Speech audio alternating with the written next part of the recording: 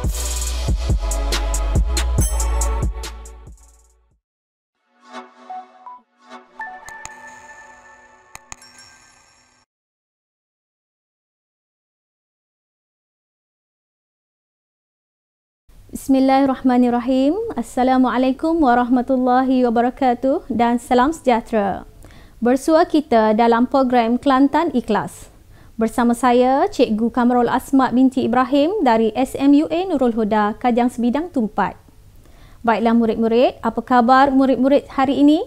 Cikgu harapkan semoga anak murid berada dalam keadaan sihat sejahtera bersama keluarga tercinta. Baiklah, hari ini kita teruskan dengan topik yang kedua, sejarah tingkatan 2. Bab yang kedua iaitu sistem pemerintahan dan kegiatan ekonomi masyarakat kerajaan alam layu. Baiklah murid-murid, untuk subtopik pada pagi ini ialah 2.1 sistem pemerintahan. Sebelum kita memulakan pembelajaran kita pada hari ini, marilah kita lihat apakah objektif pembelajaran di akhir pembelajaran kita pada hari ini. Baiklah, di akhir sesi pembelajaran, murid-murid akan dapat yang pertama, menjelaskan sistem pemerintahan beraja kerajaan alam Melayu, dan yang kedua, mewajarkan kepentingan kebijaksanaan pemimpin dalam mentadbir negara.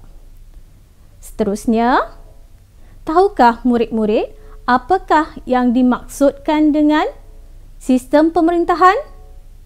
Baiklah, murid-murid, sistem pemerintahan bermaksud di dalam sesebuah negara atau kerajaan terdapat seorang ketua, yang mana ketua itu bertugas sebagai pemerintah, di mana terdapat undang-undang dan peraturan yang dilaksanakan untuk melicinkan pentadbiran, dan juga adanya cara-cara pemerintah memerintah rakyat dan sebagainya. Baiklah murid-murid, dalam kerajaan alam Melayu mengamalkan sistem pemerintahan beraja, di mana kerajaan alam Melayu mempunyai sistem pemerintahan yang teratur dengan susunan kuasa raja di puncak pemerintahan dan dibantu oleh para pembesar. Terdapat dua golongan utama dalam struktur sosial masyarakat kerajaan alam Melayu, iaitu golongan pemerintah dan golongan diperintah. Cuba perhatikan rajah, kita akan lihat struktur pemerintahannya dipecahkan kepada dua. Yang pertama, golongan pemerintah di bahagian atas dan golongan diperintah bahagian bawah.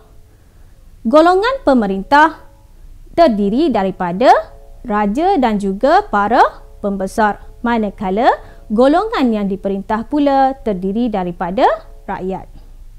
Seterusnya, baiklah murid-murid, masih ingatkah nama kerajaan alam Melayu yang telah murid-murid pelajari dalam bab yang pertama? Kerajaan tersebut adalah Kerajaan Funan, Kerajaan Champa, Kerajaan Sriwijaya, Kerajaan Angkor, Kedah Tua, Majapahit serta Gangga Negara. Dalam sistem pemerintahan kerajaan alam Melayu, terdapat dua perkara yang ditekankan, iaitu gelaran raja dan kenapa pentingnya gelaran tersebut kepada raja. Hal ini kerana ia menunjukkan betapa pentingnya gelaran yang digunakan oleh raja tersebut supaya rakyat memberi taat setia yang tidak berbelah bahagi kepada raja. Di samping itu juga, kita akan lihat dari segi pemerintahan pusat, iaitu siapa yang membantu raja dan wilayah-wilayah yang dipecahkan. Seterusnya,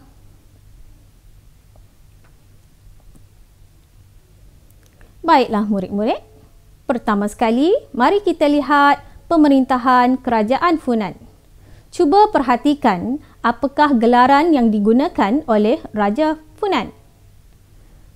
Yang pertama, Raja Funan menggunakan gelaran seperti kurung benam, yang bermaksud raja di gunung. Dengan gelaran tersebut menunjukkan raja berada di tempat yang sangat tinggi dan berkuasa. Seterusnya, yang kedua adalah raja diraja yang melambangkan Raja Funan sebagai raja segala raja. Dan yang ketiga adalah Cakrawatin yang bermaksud pemerintah alam sejagat. Baiklah murid-murid, teruskan dengan pemerintahan pusat dan wilayah kerajaan Funan. Raja Funan dibantu oleh golongan agama dan juga golongan tentera. Dan Funan dibahagikan kepada 7 buah wilayah dan diketuai oleh putera-putera raja. Manakala putera-putera raja tersebut digelar sebagai raja kecil. Seterusnya, kita lihat pemerintahan kerajaan Champa pula. Baiklah murid-murid, cuba perhatikan apakah gelaran yang digunakan oleh raja kerajaan Champa. Yang pertama, rajanya menggunakan gelaran Raja Diraja, di mana ia diiktiraf sebagai pemerintah yang mulia dan suci serta dikaitkan dengan Dewa Siva. Tahukah murid-murid, Dewa Siva ini siapa? Dewa Siva ini adalah Tuhan mereka. Jadi, mereka mengaitkan raja dengan Dewa Siva. Dalam pemerintahan pula ialah Raja Champa dibantu oleh para pembesar, iaitu para pembesar ditugaskan untuk mengutip cukai, menjaga keamanan dan mengukuhkan pertahanan. Dalam pemerintahan wilayah pula, Champa dibahagikan kepada 5 wilayah, iaitu pertama Indrapura, kedua Amaravati, ketiga Wijaya, keempat Kautara dan juga Panduranga. Maafkan cikgu. Seterusnya, kita lihat kepada sistem pemerintahan kerajaan Sriwijaya. Perhatikan gelaran yang digunakan oleh Raja Kerajaan Sriwijaya. Perhatikan gelaran yang digunakan adalah digelar sebagai Raja di Gunung dan Maharaja di Pulau. Maksudnya, kekuasaan raja meliputi gunung hinggalah ke pulau. Dan yang kedua, Raja-Raja Sriwijaya mempunyai unsur kesaktian dan dianggap sebagai Bodhisattva. Maksudnya, Buddha di bumi. Dalam sistem pemerintahan pusat dan wilayah pula, dapat dilihat bahawa Raja Kerajaan Sriwijaya dibantu oleh Yuva Raja, iaitu putera mahkota. Maafkan cikgu, Pratyuva Raja, iaitu Raja Muda dan Raja Kumara. Selain itu, pemerintah dibantu oleh golongan agama dan juga tentera. Tugas mereka adalah untuk memungut cukai dan sebagainya.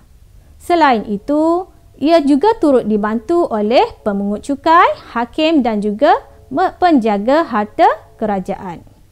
Baiklah, wilayah kerajaan Champa terbahagi kepada 2, iaitu kedatuan yang ditakbir oleh datu berketurunan raja dan pradatuan yang ditakbir oleh datu bukan berketurunan raja. Seterusnya, kita lihat sistem pemerintahan kerajaan Angkor pula. Perhatikan murid-murid, apakah gelaran yang digunakan oleh pemerintah kerajaan Angkor? Kita lihat Raja Angkor menggunakan gelaran Dewa Raja yang bermaksud raja sebagai dewa.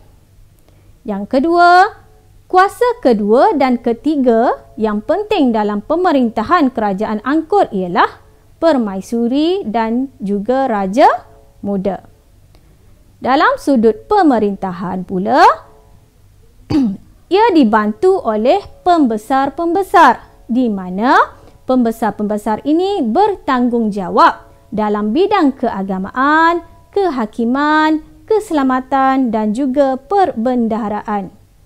Wilayah pula dibahagikan kepada wilayah, daerah, daerah kecil dan juga kampung. Seterusnya, kita lihat kepada sistem pemerintahan Kerajaan Kedah Tua.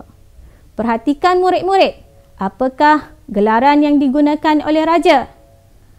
Kita lihat, banyak dibayangi oleh kerajaan besar di alam Melayu, terutamanya Kerajaan Sriwijaya. Mereka mempunyai bentuk pentadbiran yang sangat mudah, iaitu adanya seorang ketua yang mana untuk menguruskan hal perdagangan dan juga keagamaan. Dalam aspek pemerintahan pusat dan wilayah pula, apabila Kerajaan Kedah Tua menjadi sebahagian daripada Kerajaan Sriwijaya, maka corak pemerintahannya juga turut berubah. Kerajaan Kedah Tua menjadi sebahagian daripada Perdatuan Kerajaan Sriwijaya. Seterusnya, kita lihat kepada sistem pemerintahan Kerajaan Majapahit. Perhatikan pula gelaran yang digunakan oleh Raja Kerajaan Majapahit. Raja-raja Majapahit menggunakan gelaran Maharaja, Sri Maharaja dan Sri Batara. Mereka dibantu oleh Sabta Prabu, iaitu Majlis Penasihat Diraja yang terdiri daripada kaum kerabat diraja. Sistem pemerintahan pusat dan wilayah dibahagikan kepada 14 wilayah dan dipecahkan kepada kabupaten, kawadanan, pakuan dan kebuyutan, daerah kecil serta kampung. Seterusnya, Kerajaan Gangga Negara. Menurut kajian, struktur pemerintahan Kerajaan Gangga Negara adalah tidak jelas. Namun, terdapat kajian menunjukkan bahawa Kerajaan Gangga Negara mengamalkan sistem pemerintahan beraja dan peranan raja adalah untuk membangunkan kemajuan perdagangan dan bertanggungjawab dalam hal ehwal keselamatan negara. Seterusnya, baiklah murid-murid, dapat disimpulkan di sini bahawa kerajaan-kerajaan alam Melayu mengamalkan sistem pemerintahan beraja dan terdiri daripada dua peringkat iaitu pusat dan juga wilayah. Nilai yang kita perolehi dalam pembelajaran kita pada hari ini ialah yang pertama, nilai taat setia kepada pemerintah. Yang kedua, kita dapat menilai kepentingan kebijaksanaan pemimpin dalam mentadbir negara. Dan yang ketiga, kita sebagai rakyat harus menghargai kestabilan dan keamanan negara supaya kita dapat hidup dengan makmur dan juga maju. Baiklah murid-murid, seterusnya mari kita cuba menjawab beberapa soalan bagi mengukuhkan lagi pemahaman murid-murid bagi tajuk pembelajaran kita pada hari ini.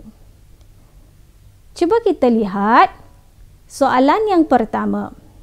Berbentuk objektif. Maklumat berikut berkaitan dengan Raja Funan. Raja-raja digelar Raja Gunung. Apakah gelaran yang digunakan oleh raja tersebut? A. Dewa Raja, B. Yuwa Raja, C. Bodhisattva dan D. Kurung Benam. Apakah jawapan yang murid-murid fikir betul? Cuba kita lihat jawapan yang diberikan oleh pelajar ini. Pelajar ini menjawab D. Kurung Benam. Betul jawapannya. Seterusnya soalan yang kedua. Raja-raja kerajaan alam Melayu dibantu oleh pertama, pembesar, kedua, tentera, 3 Tuhan dan 4 dewa. Apakah jawapan yang murid-murid fikir betul? Okey, jawapannya adalah pembesar dan juga tentera 1 dan 2. Seterusnya, soalan yang ketiga adalah soalan berbentuk struktur.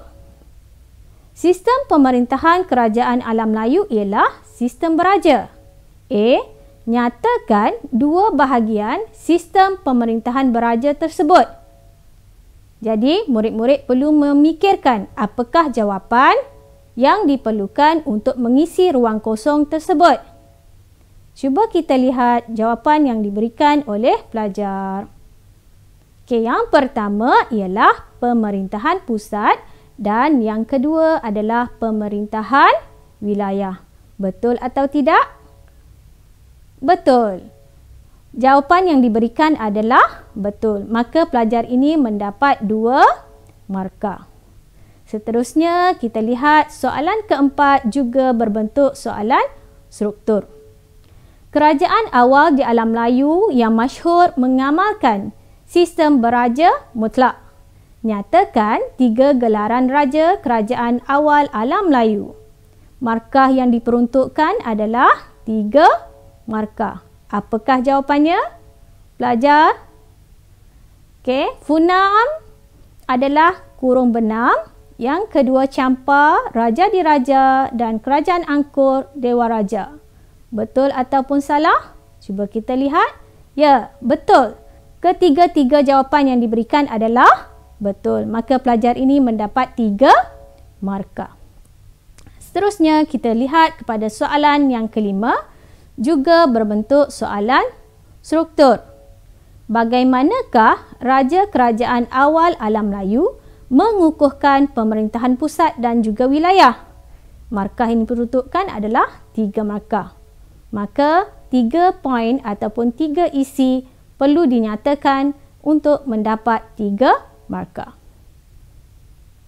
Baiklah, pelajar ini memberikan jawapan Funan dibantu oleh golongan agama dan tentera. Funan dibahagikan kepada 7 wilayah. Ketua wilayah ini terdiri daripada putera-putera raja. Mereka digelar sebagai raja kecil. Betul atau salah? Cuba kita perhatikan. Ya, jawapan yang diberikan adalah betul. Markah maksima yang didapati oleh pelajar ini adalah 3 markah. Seterusnya, kita lihat soalan ke-6 juga berbentuk soalan struktur. Jelaskan peranan para pembesar di kerajaan alam Melayu. Jadi, fikirkan apakah peranan para pembesar kerajaan alam Melayu. Cuba kita lihat apakah peranan yang dinyatakan oleh pelajar ini. Peranan pembesar adalah untuk mengutip cukai. Mereka juga berperanan menjaga keamanan negara. Selain itu, para pembesar turut menjaga perbendaharaan. Mereka turut berperanan dalam bidang keagamaan. Para pembesar juga membantu raja dengan mengukuhkan pertahanan negara. Berapakah jawapan yang betul pelajar ini lakukan?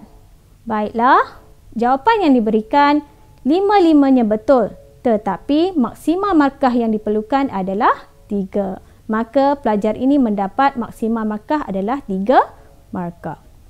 Seterusnya, soalan yang ke-7. Pada pendapat anda, apakah kebaikan sistem pemerintahan beraja di Malaysia? Apakah kebaikan sistem pemerintahan beraja di Malaysia? Soalan ini berbentuk kebat. Cuba kita lihat apakah jawapan yang diberikan. Raja melindungi rakyat pelbagai kaum. Raja menjadi lambang perpaduan rakyat. Raja boleh berkecuali dalam hal ehwal politik dan juga raja melindungi tradisi dan juga agama. Berapakah markah yang diperoleh pelajar ini? Markah maksima adalah 3. Pelajar ini menjawab betul. Baiklah, seterusnya kita lihat soalan yang seterusnya. Wallahualam. Cubalah sendiri di rumah, buka buku dan cari soalan dan buat latihan pengukuhan. Jumpa lagi. Sekian. Assalamualaikum warahmatullahi wabarakatuh.